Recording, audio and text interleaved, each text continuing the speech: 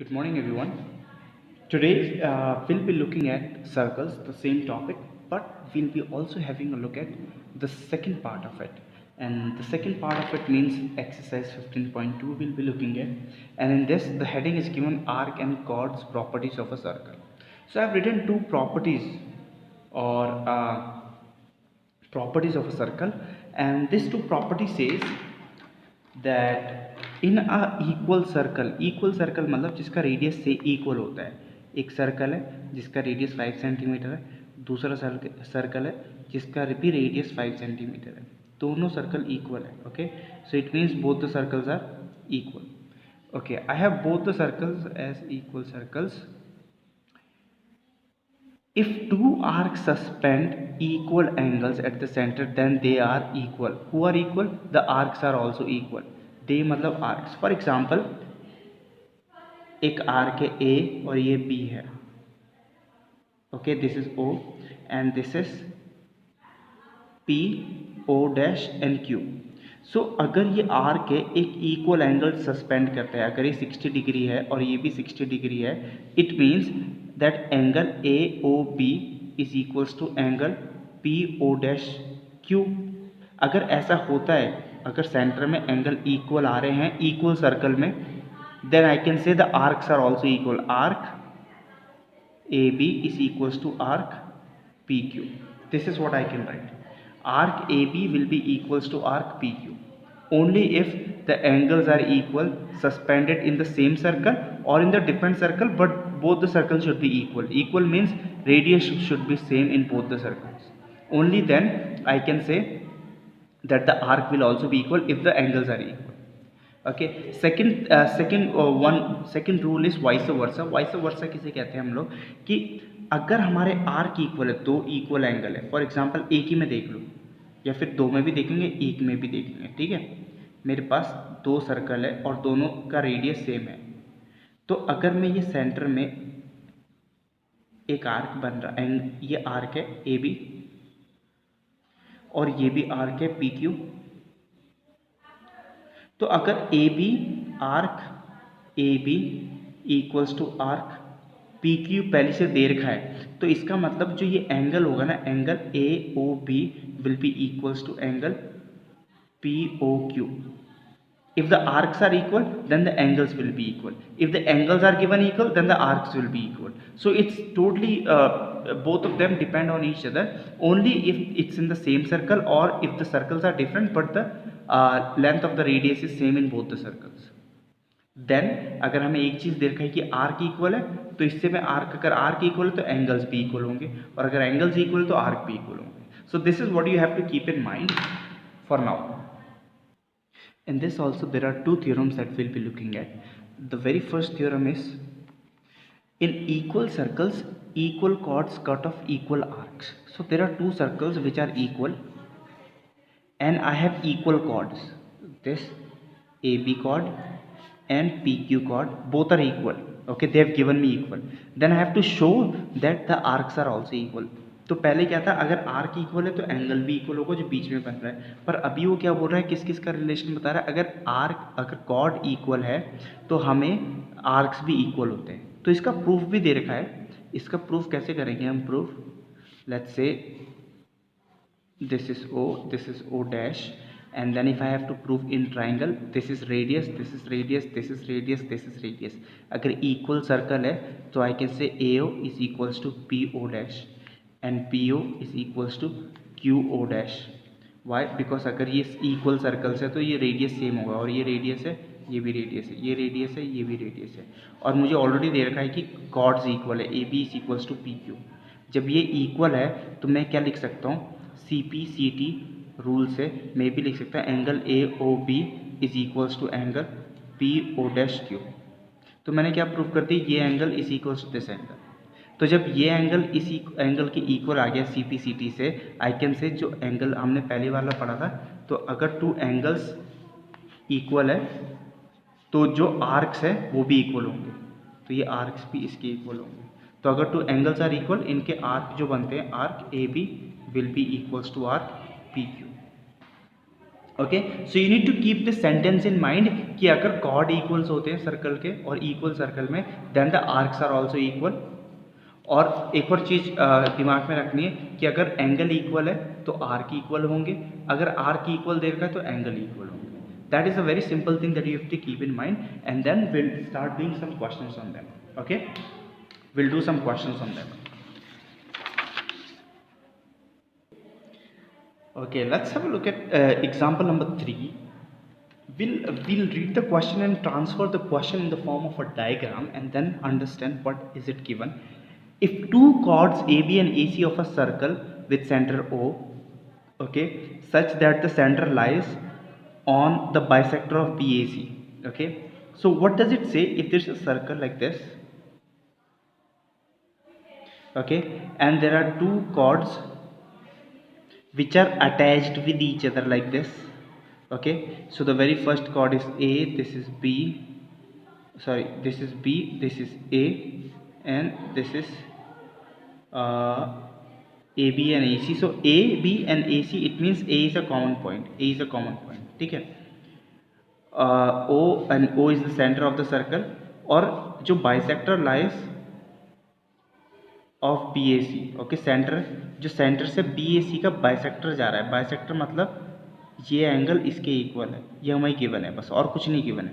तो हमें क्या प्रूव करना है, then prove that the chords are equal. I need to prove that A B equals to A C, ये मुझे प्रूव करना है, अभी मेरे पास कोई प्रूफ नहीं है। तो मैं क्या करूँगा, I am going to draw a line like this, a dotted line, and join this, and I'm going to draw a line like this and join both of this line. Now what I'll do, I'll see only in one triangle, that is triangle, this is O, AOB. Can you focus on triangle AOB? When I'm looking at triangle AOB, I know this is radius and this is also radius. Do you guys all agree with me? They both are radius. This is radius of a circle. So AO is equals to OB. तो इससे क्या पता लगता है, this is a isosceles triangle. If this is a isosceles triangle, तो अगर ये 60 है, ये भी 60 है, और अगर ये 60 है तो ये भी 60 है, because both of this sides are equal, so both of this angles will also be equal. So what can I write, angle BAO is equals to angle ABO. Okay, it means this angle is equal to this angle. Okay, this is a very first statement. Okay, and I already know one thing, that angle BAO means this angle is equals to angle CAO। या मुझे पहले से ही पता है, तो इसका नाम मैं यहाँ लिख देता हूँ, BAO is equals to CAO, क्योंकि यहाँ दे रखा है बाइसेक्टर है BAC का। Okay, let's move on. अब हम ट्राइंगल में देखते हैं, इन ट्राइंगल AOC। जब मैं ये AOC में देखता हूँ तो I can see AO is equals to OC। You all agree AO is equals to OC। Reason is ये दोनों रेडियस है सर्कल के, तो जब ये रेडियस है इसका मतलब ये जो ट्राइंगल है AOC, it's a isosceles triangle, तो अगर ये एंगल इसके भी इक्वल होगा, so I can write angle CAO is equals to angle ACO। Why? Because it's an isosceles triangle, and this is third equation। आप फर्स्ट, सेकंड और third equation को देखोगे तो आपको एक चीज़ पकड़ में आएगी, and that is going to be angle ABO is equals to angle ACO। देख लो एक बार, फर्स्ट, सेकंड और थर्ड इक्वेशन में ध्यान से देखो, आपको ये पता लगेगा। ठीक है, अब मैं ये क्यों कर रहा हूँ, अब आपको पता लगेगा क्यों कर रहा हूँ। Now will be looking in triangle AOB and triangle AOC, and will be proving them congruent. So there are 3 points I need. So what is the very first point? The very first point is angle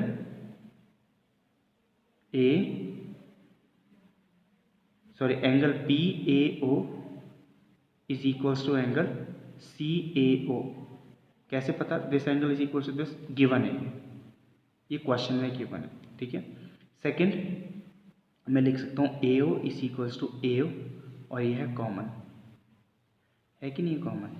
तीसरी चीज़ क्या होगी, हम ये भी लिख सकते हैं कि this angle will be equals to this angle, क्योंकि ये दोनों इक्वल है, ये दोनों इक्वल है। तो जो ये बचा है, फॉर एग्जांपल ये 60 है, ये 60 है, और या फिर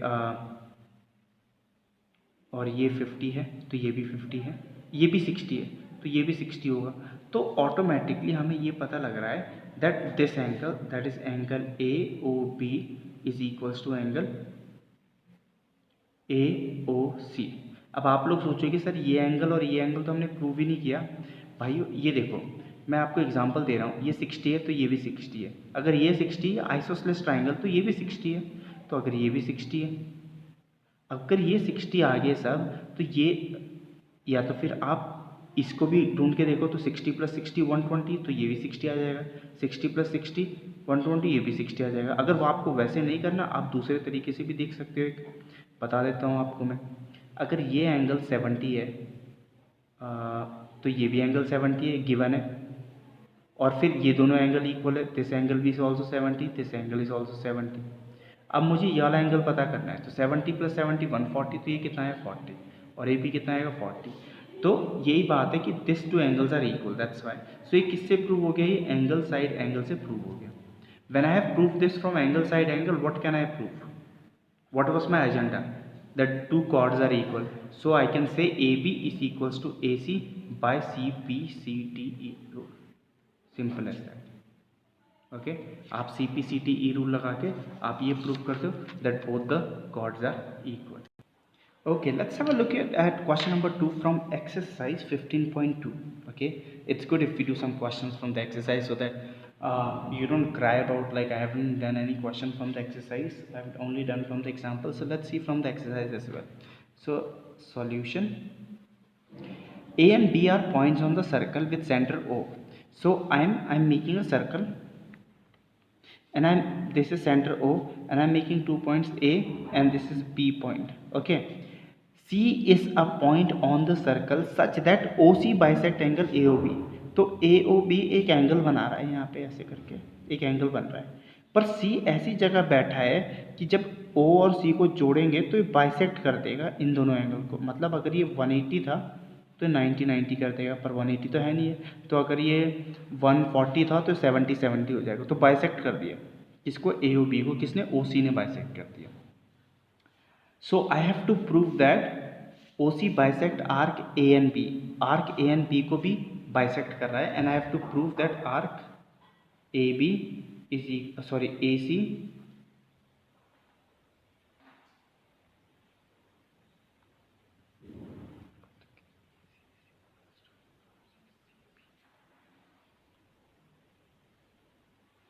so arc AC is equals to arc CB।